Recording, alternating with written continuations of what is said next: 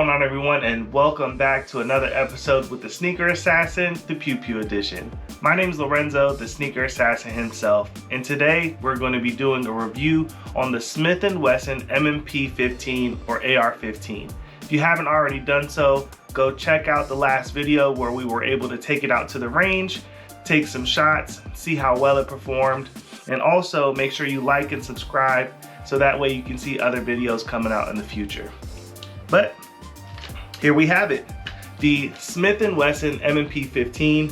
I keep mine for the most part pretty traditional with the all black, but I do have quite a few attachments on here.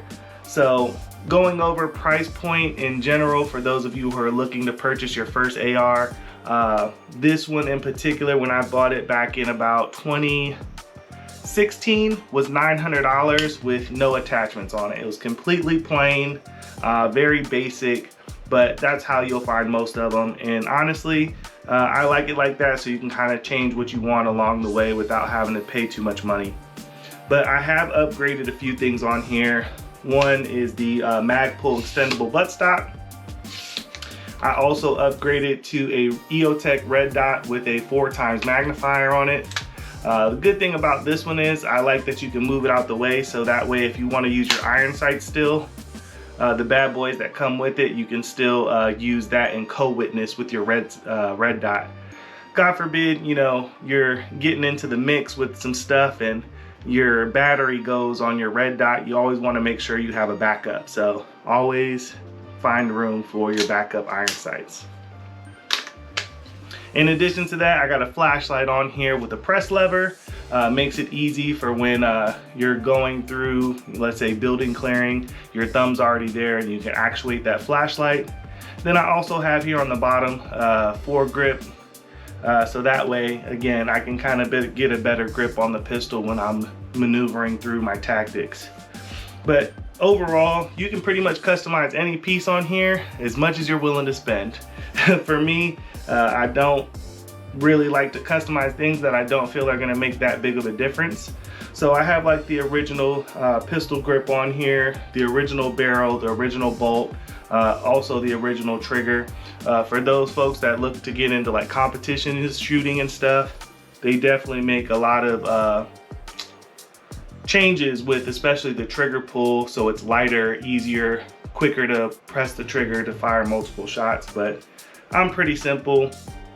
I usually use it mostly just to do different courses. Definitely was cool using this doing close quarter stuff when I went to SWAT school, so definitely used it in a variety of ways. Shot at short distance, long distance, and it's pretty reliable. So depending on what you're using it for, again, if you want to shoot at some distance, this one in particular I've shot up to 1,200 yards with, so it's pretty accurate. That's why I got this 4x magnifier on here. That way you can see your target a little bit better. But even with just the iron sights, I've been able to shoot up to at least 350 yards with just using the iron sights, which is pretty normal for, you know, a decent shooter. Now these do come with a 30-round magazine. Always check your state laws. Here in the DC, Maryland, Virginia area, Maryland, you're only allowed a 10-round magazine. DC, you can't have these bad boys at all. And Virginia is fair game. You can have a 50-round drum if you want on this AR. So definitely check your local laws and make sure you are purchasing the correct thing so you don't go to jail, you know? But yeah, so reliability, you definitely can beat this guy up a little bit. It takes a lot out in the field, dropping it a few times.